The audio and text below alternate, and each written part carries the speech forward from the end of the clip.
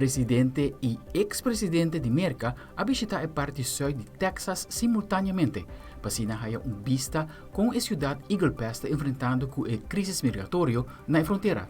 Nosso colega de CNN, Rosa Flores, tem a perspectiva de presidente Joe Biden e ex-presidente Donald Trump.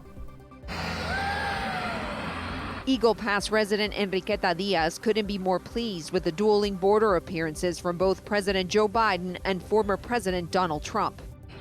Yes. That's your reaction? Yes! She says she's voting for Trump this election and hopes the former president's visit to her hometown sends a much-needed message. Texas is very secure. Eagle Pass is where Texas Governor Greg Abbott deployed the controversial border buoys and took over a public park by putting up razor wire, guarding it with armed Texas National Guard soldiers and kicking out Border Patrol. It's the park Trump toured and where he was briefed by Texas authorities. The United States is being overrun by the Biden migrant crime. It's a new form of vicious violation to our country. It's migrant crime. Some Eagle Pass residents gathered in protest, asking that Trump leave their town. The hate that you're going to spew today, you're not welcome in this community. Several hundred miles downriver, President Joe Biden in Brownsville today. Biden meeting with Border Patrol agents, law enforcement, and local leaders as he pushes for a bipartisan immigration deal. It's time to step up, provide them with significantly more personnel and capability. We also need more immigration judges. The last time a Biden visited the Brownsville area, it was election season 2019. At the time, Jill Biden visited a migrant camp across the border in Matamoros, Mexico, as her husband promised humane border policies. Some in Brownsville took to the streets today to remind him of those promises. Biden's job on the border could get exponentially more complicated. The plaintiffs in a federal lawsuit are asking a judge to rule that migrant children and their families who have just crossed the border into Southern California and are waiting in makeshift camps to be transported for immigration processing are actually in federal custody.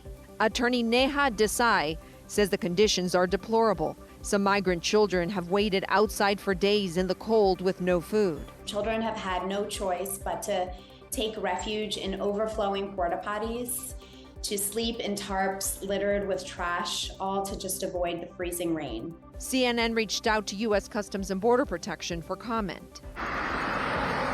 Back in Eagle Pass, Diaz, the hardcore Trump supporter, Tell me how you really feel about it. says that like Trump, Biden is also politicking on the border. I don't like his policies, but I respect him. It's an honor to have the President of the United States visit your community. I don't care what party you are.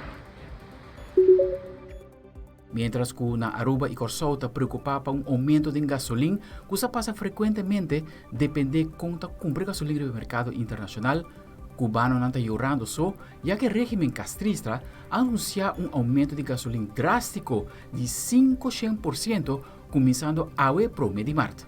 El reino de auto na Cuba está bastante largo e houve gente aguarda horas tan largo para tener auto por meio gasolina acaba. Nosso colega de CNN, Patrick Oppman, tem mais for de Havana. Even before the sun comes up, people line up for hours in Havana to pump gas. The Cuban government owns every gas station on this island and says that starting in March, it will raise prices at the pump more than an eye-watering 500%. The increase was supposed to have taken place in February, but was delayed after the government here said that their system suffered a cyber attack in late January. News of the massive hike triggered a run on fuel. A tank of gas will now cost more than what many Cubans earn each month and is expected to further batter an already failing economy. You don't need to have 3 neurons. One is enough to know this will be a disaster, he tells me. To fill up a car with 40 liters will cost 6,000 pesos. Most people don't earn that much in a month. For decades, Cuba received oil donations from political allies in Venezuela and Russia, which it then sold to its citizens at rock-bottom prices. But as the communist-run island weathers the worst economic crisis in decades, Cuban officials say subsidies on gas are a luxury the government can no longer afford. We are a country without fuel, he says, and we sell fuel at perhaps the cheapest prices in the region, some of the cheapest in the world. But when we raise the price of fuel, it's going to increase the cost of some services and the price of things. Already as fuel supplies dwindle, people wait for hours to hitchhike, and more commuters return to riding bicycles. Others push to get onto the ever scarcer public transportation. With out-of-control inflation and the gas price hike, Cubans who only earn the equivalent of a few dollars a day may find themselves unable to afford a ride.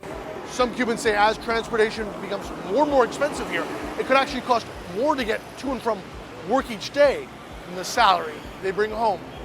An increase in fuel prices will also make it more expensive to transport food from the countryside to cities. A potentially precarious situation, says this man who resells fruit and vegetables from his small cart. Look how we are right now, he says. People are being impacted. If it increases 1% more, people will go crazy in the streets. Cuba's socialist government has long said it protects the most vulnerable here. But a stagnant, centralized economy, stalled reforms, and increased U.S. sanctions are forcing more and more into extreme poverty. The government has warned additional price hikes and cuts in services are in store. Many hope to be gone by the time that happens. Lines outside foreign embassies grow longer by the day as more Cubans try to immigrate before the island's economy hits rock bottom. Patrick Gottman, CNN Havana. Aldric Werleman, Telenoticia.